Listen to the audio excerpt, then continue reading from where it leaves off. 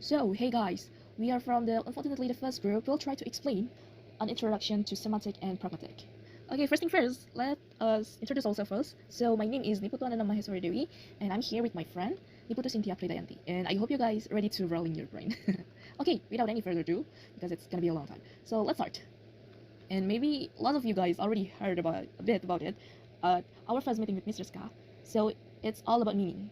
So first thing first, just read this conversation first. Okay, from what you read below, what is came to your mind? The first one is, Mom gave a request that Andy cannot done yet. The second one is, Andy didn't know what is fuck. And the third one is, Andy lose his focus. Okay, from several thoughts that might came up, the number 2 thought is the semantic. The request from his mom is not able to be done as his mom expected because Andy didn't know or didn't understand the word that his mom told him. Because he didn't know what is fuck, so he picked up it randomly and picked up a spoon instead.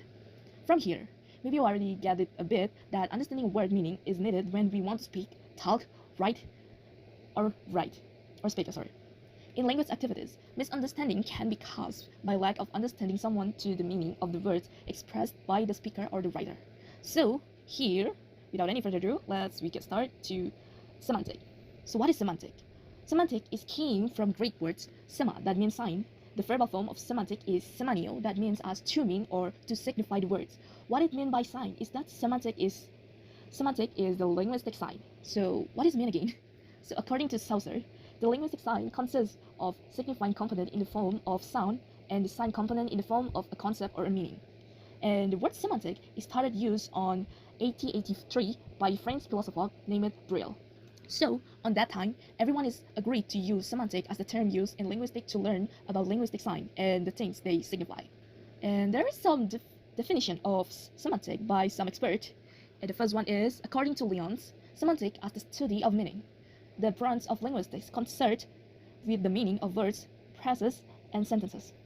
The second one is, according to Morris, semantic examines the relationship between signs and the object to which these signs are applied. Because almost all of those explained above is defining it as the study of meaning on a word, in conclusion, we can say semantic is the branch of linguistics that deals with the study of meanings, change in meanings, and the principle that governs the relationship between sentence or words and their meaning. It is the study of the relationship between sign and symbols and what they represent. So we can say that the point is semantic is a study of meanings. Now, in case you still feel like confused by it, now look at this table first. So here, there is some words with their own meaning, and all of it is what we call as semantics. So we try to define the meaning of some like sign, but in a word form. So look up at the motorcycle. What did you think about the word motorcycle? A physical, right? A two-wheeled physical. And here, in the next slide, yeah, we got you some example in Hindu terms. Now let's see. The first is dharma, that of course we know it's like obligation or rules, or we can say like the path of the truth. And else you can just pause the video and try to read it by on yourself. Here also we got you some elements from semantic. So the first one is word meaning. So semantic help us to understand what the words mean. For example, it tells us that cat meaning a furry animal with whisker and a tail. The second one is sense and reference. It's like knowing the idea of a word or sense and the actual thing it refers to or reference. For instance, Venus means the planet, the only planet that we see in evening sky. The next one is lexical semantic. So this is about how words relate to each other, like when we know that dog and puppy are similar, or we call it synonym, but cat is different and we call it as antonym. And the next one is sentence meaning. It's how sentence make sense. For instance, the big red ball means a large red ball. The next one, truth conditions. So semantic help us to figure out when a sentence is true or false. Like the sun rises in the east is true in the morning. The next one is pragmatic. This is about understanding what's not said. For example, if someone asks, can you pass the salt? It can mean, please pass the salt. The next one is ambiguity. Sometimes word or sentence can mean different things, and semantic help us figure out which one is meant. For example, she saw the man with a telescope. It can be about a woman using a telescope or a man with a telescope. The next one is compositionality. This is how we put words together to make sentence, like the happy cat means a cat that is happy. The next one is semantic rules. It's like giving jobs to words in a sentence. For example, the cat chased the mouse. So it tells us that the cat is doing the chasing and the mouse is being chased. And the last one is tense and aspect. Semantic help us understand when things happen and how they happen in a sentence. Like, she was running. Tell us she was running in the past. And there's also some types of semantic. So the first one is lexical semantic. Yeah, we already said it before in the elements. So lexical semantic focuses on the meaning of individual words or lexemes and how they relate to concept. So it examines the nuance, sense declination, and the usage patterns of words, including their synonym, antonym, polysemy, and more. It concerned with the vocabulary of a language and how words convey specific meanings. Example, the word dog refers to a domesticated canine mammals. The second one is formal semantic. Is a subfield of semantic that uses formal system, often based on mathematical or logical principle, to precisely represent and analyze the meaning of linguistic expression, especially within sentence and complex structures. It provides a systematic framework for understanding how different elements of language combine to create meaning. One of its key tools is predicate logic. For example, in the formal semantic, a sentence like all men are mortal can be represented using predicate logic as follows. So you can see that yang jungkir balik itu dibacanya for all. Jadi bacanya ya for all x men mortal x. Jadi ya itu artinya adalah all men are mortal. And yeah, we can say like mathematical or predicate logic. So the next one is conceptual semantic. It is a theoretical approach to semantic that places a strong emphasis on the cognitive aspect of meaning. So it explores how language and meaning are interconnected with human thought and also concepts.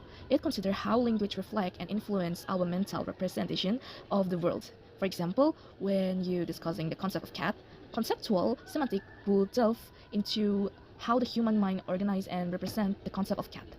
It might explore the mental attribute, association, and relationship a person has with the concept of a cat. And here is the confusing part. What about this traffic sign, the red octagon? All of us already know that it means stop, but is it only a part of semantic? No, it's not. So unfortunately, there is a study called Semiotics, which is study about it. I'm not going to explain all about semiotics, but I will just give you some, like a big picture of what is the difference between them. So let's go get to know a bit more about semiotics. So semiotic came from Greek word semiotikos, which means sign as well like sema from semantic. So the term semiotic itself was coined by John Locke in 16 and 19. So Locke used the term of semiotic in the context of his exploration of human understanding, knowledge, and the nature of science. So Locke used the term semiotic to refer to study or science of signs. He was interested in how human makes the use of sign and symbol to represent and understand the world. In this sense, his discussion of semiotic was an early exploration of what we know or recognize as semiotic, the study of sign, symbol, and their interpretation. So, according to Charles, semiotic is the study of sign and the process of signification. He developed that a comprehensive framework of understanding how sign function in communication and how meaning is created.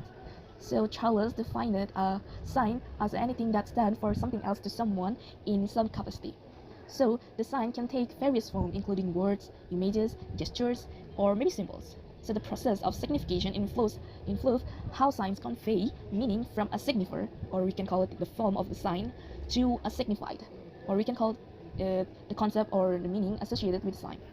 So it can be concluded that there is a difference between the study of meaning in semantic and semiotic. So semantic focuses on the study of meaning within language. It explores how words, phrases, and sentences convey meanings and how they interpret it in a specific linguistic context. And semiotic is a broader field that investigates sign and symbol in a more general sense, not limited to language. It encompasses the study of how sign and symbol are used to convey meaning in various cultural, social, and communicative contexts. So, from here we know that semiotic is not a part of semantic, but rather the other way around. Semantic can be considered a part of semiotic. So semantic deals with linguistic sign and their meaning, which is one aspect of a broader study of sign and symbol within semiotic. And semiotic extends beyond language to include non-linguistic sign and symbols, cultural and social contexts, and various forms of communication, while semantic has a more narrow focus on the meaning of linguistic sign in language. As more example for semiotic is this: traffic sign. It uses symbol and colors to convey specific message. For example, the red octagon with word stop. If we want to analyze it in a semiotic perspective, a red octagon sign is analyzed as an iconic sign where the signifier or the visual attribute closely resemble the signified or the concept of stop. In a semantic perspective, the red octagon sign is recognized as a stop sign based on established linguistic and cultural conventions associated with the color, shape, and the usage of this visual symbol. Now, because we already talked about context, so let's jump to the other material. It's pragmatic. So now I will pass the material to my friend. So Sintya, time is yours.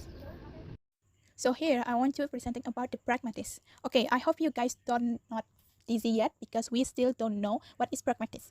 Here see this first. The modern usage of pragmatics was first introduced by Morris, who used the term in a very broad sense to refer to the study of the relation of sign to interpreters. Pragmatics has as its topic those aspects of the meaning of utterance which cannot be accounted for by straightforward reference to the truth condition of the sentence utterate. That means the meaning expressed by the speaker is accepted by the speaker mates or listener depending on the context. As example, if someone say, we run out of sugar, when you want to analyze it in pragmatics way, what it actually means is not run of sugar, but it depends to who say that, to what that they want talk to, when and where it's happened. It could be that they want to you buy a pack of sugar, or maybe it's not actually run off, but they want you to pass out of the sugar to them. So, pragmatics is study of the meaning of utterance in the interaction of the speaker and the listener. According to Herbert, pragmatics study the use of language in context and the principle governing how people make inference based on what is said and what is meant. According to Stephen, pragmatics investigates how people use context to interpret, utilize, and make sense of meaning. So, in the conclusion, we can say that pragmatics is about understanding how language functions in context, how people convey and interpret meaning beyond the literal, and the principle that underlies successful communication. It investigates the subtitles and complexities of language used in everyday interaction. Alright. After all of this, you guys might be understand what is the difference between semantic and pragmatics, right? But if you don't know, here's the one example. It is on the Purnama day. As usual, there will be a ceremony and we will pray together at school. But suddenly, Rina said, I cannot join it. I'm on my period. What do you guys think? If we want to analyze it pragmatics way, period that Rina mentioned here means see on the menstruation. Of course, for us, who is a woman, cannot pray on our menstruation day, right? But why did Rina say period instead of just out loud saying see on the menstruation? Because, of course, we women sometimes feel uncomfortable to say that the word, and for some people, it's a sensitive word, so we will try to tell them, but without mentioning the real means. But people who we talk to might be understand what is those word refers to. Maybe some of you also ask, what if we analysis it in semantic ways? What periods mean is, period is just time, a temporal duration of time. So from here, you already got it right. The key of difference of semantic and pragmatics is that semantic is just the word meaning, but without any context. The one it with context is the pragmatics. The similarity, of course, it both is about the meaning. Here also we provide you some 11 elements from pragmatics. The first is speech acts. Think of it as the action we perform with words like asking, ordering, or promising. For example, your friend say, would you like some more? This is not just a question. It's also an offer, a way of being hospitable. Number 2, conversational rules. These are like guidelines for having a good conversation, such as being relevant, giving enough information, and being truthful. For example, in this context, the rule is to be polite and appreciate. So you might say, yes, please, if you are quietful, to be polite and acknowledge the effort your friend put into a meal. Number 3, in-play capture. It's about understanding what in-play or hit and in a conversation. If it's not directly said, for example, your friend question implies that they are willing to serve more if you want it. Even if they didn't explicitly say, I can serve you more. Number 4, presupposition. Imagine at its background knowledge, you need to understand what someone is talking about. For example, the presupposition here is that there is more food available and it is perfectly normal to have second during a meal. Number 5, basics. This is a when word like this or there change meaning depend on the where you are and who is talking. For example, if your friend say, this is really good, this refers to this they pointing to, which you both know is the food on the table. Number 6, politeness. It's how we use words to be polite or show the respect in different situations. Politeness is essential, so you might use polite phrases like please and thank you when accepting and listening more food. Number 7, direct and indirect speech. Some things are said directly while others are hidden indirectly. For example, asking, could you pass the salt? It is a polite way to say give me the salt. Number 8, context and inference. Context helps us figure out what's meant when words are not clear, and we use inference to make educated guesses. For example, you understand from the context, dinner at friend's house. That's the question. It's not just about food, but also enjoying the meal together. So you infer the social aspect. Number 9, conversation structure. This thing of it is as the rules for taking turns in a conversation and keeping the discussion on track. For example, in the dinner conversation, there is a natural turn-taking structure. Your friend asks, you respond, and this structure keeps the conversation flowing smoothly. Number 10, culture and society. Different culture and society have their own way of speaking and being polite, and this affects how we communicate. For example, in some culture, it's polite to finish your plate to show appreciation, while in others, leaving a little food is a sign that you are satisfied. The cultural background influences your response. Number 11, non-verbal communication. Besides words, we also communicate with our body language, like facial expression and gesture, which is part of how we understand what someone means. For example, you might also convey your enjoyment of the meal through non-verbal, such as smiling or nodding. Alright, now we'll go on into the sum of the type pragmatic. Here's the 4 types of pragmatic. The first is speech acts. Speech acts refers to the action that speakers perform where they use language. These actions go beyond the literal meaning of word and encompass various communicative functions, such as making requests, giving order, making promise, and expressing intention. For example, for the request, you can say, could you pass the salt? And for the promise, you can say, I will be there at 3 p.m. And number 2, rhetorical structure pertains to the organization and sequence of discourse to achieve specific communicative goal. It involves how important is present structure and connect to the guide to the listener understanding and engagement. Example is in a persuasive essay, the rhetorical structure might include an introduction to establish the topic, body paragraph presenting argument, and a conclusion summarize the main point, all designed to persuade the reader.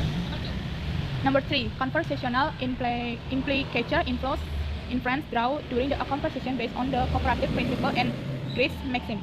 It occurs when a speaker implies something indirectly, allowing the listener to infer additional meaning. For example, if someone says it's getting late in a specific context, it might imply that they want to leave soon without directly stating it, invoking conversational implicature. And for number 4 is the management of reference in pragmatics deal with how speaker and listener establish and maintenance refers to aesthetics and concept in a discourse. It influences that the use of pronouns, demonstrative, and other refers makers to ensure clarity and coherence. For example, in a conversation about a cat and a dog, a speaker might say, the cat casts out its tail. Here, it managed refers by linking it to the cat to avoid confusing about whose tail is being chased. And this might be the last one. You guys must be know why did you need to learn semantic or pragmatic, right? My friend already said before, that is to prevent any misunderstanding. We soon or not sooner gonna be teacher, or let's say we will find job and work. It's not gonna be easy. At least if you understand to semantic and pragmatics, at least it helps you to think what to do, what it doesn't mean. Is there any hidden meaning or else? That's why it's actually important for us even if it's a little bit confusing. And that's it.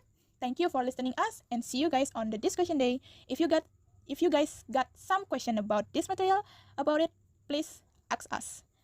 Thank you and see you. Bye bye.